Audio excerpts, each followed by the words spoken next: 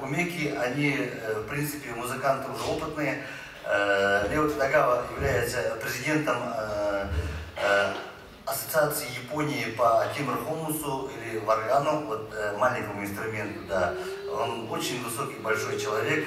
Конечно же, еще у него есть звание заслуженный деятель искусств республики Саха-Якутия. И они практикуют, конечно же, на хомусе. Лео Тадагава стал вот только недавно играть. Умеки у нас опытный горловик, он, в принципе, знает. Ну, и еще скажу, что японцы, конечно, это японцы, они очень плотно, очень четко занимались все эти дни, выучили песню. Мало того, что они выучили песню, также перевели ее еще на японский язык. То есть эта песня, которую сейчас они исполнят, Кёринчирем, она будет практиковаться в Японии,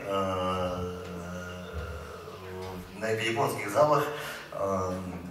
Также у нас Умеки поет очень горловым пением хорошо. Он изучал и в Монголии горловое пение, знает мактал, это восхваление, такой жанр монгольский.